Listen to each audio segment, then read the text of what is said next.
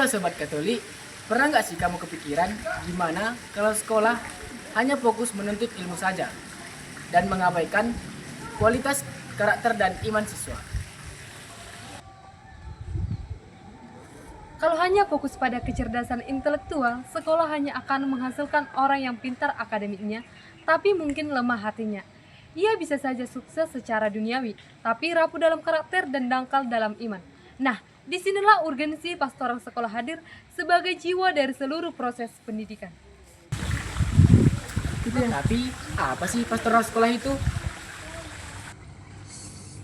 Berdasarkan ajaran resmi gereja atau magisterium dan arahan Konferensi Wali Gereja Indonesia atau KWI, pastoral sekolah adalah pelayanan yang mengintegrasikan iman dan kehidupan, serta membenamkan nilai-nilai Injil ke dalam seluruh budaya sekolah. Sesuai dokumen Gravisium Education Konsili Vatikan II, tujuan pendidikan Kristen adalah pembentukan manusia seutuhnya. Jadi, pastoral sekolah bukan sekedar kegiatan ibadat atau katekesi saja, melainkan upaya total agar setiap siswa bertumbuh menjadi pribadi yang berintegritas, bertanggung jawab, dan hidup dalam relasi yang benar dengan Allah, sesama, dan ciptaannya. Kita ingin menjadikan sekolah sebagai komunitas pembelajaran yang beriman. Oh, jadi itu ya. Tapi apa sih tujuan dari pastoral sekolah? Tujuannya sangat jelas, yaitu mendampingi peserta didik agar berkembang secara integral, seimbang antara iman, budi pekerti, dan pengetahuan. Dalam tradisi gereja, kita meyakini bahwa pendidikan adalah proses memanusiakan manusia agar menjadi citra Allah yang sempurna.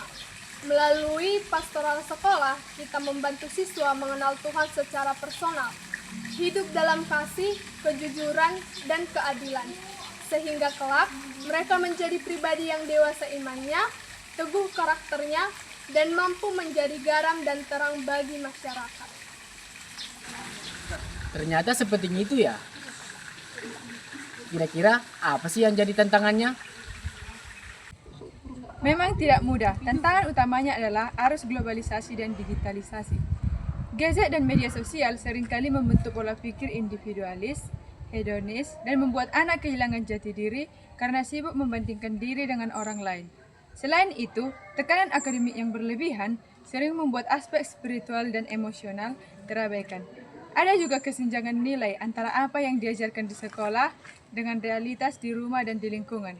Terkadang, pendekatan kita pun masih terlalu kaku, belum menjadi gereja yang keluar dan mendampingi, seperti yang ditekankan dalam sinode dan ajaran Paus saat ini. Terus, apa sih strategi dan solusi agar pastoral sekolah ini dapat diimplementasikan dengan baik?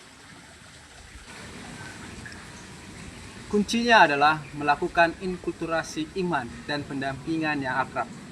Kita harus hadir di tengah dunia mereka, bukan menjauh. Yang pertama, pendampingan harus bersifat dialogis dan terbuka. Seperti Yesus yang berjalan bersama murid-muridnya di jalan Emmaus. Yang kedua, kita perlu memanfaatkan teknologi secara bijak sebagai sarana evangelisasi, bukan justru dijauhi. Yang ketiga, membangun sinergi yang kuat dengan orang tua, karena pendidikan adalah tanggung jawab bersama. Kita harus menciptakan lingkungan yang aman dan penuh kasih, sehingga iman menjadi sumber kekuatan dan harapan bagi setiap anak. Setuju.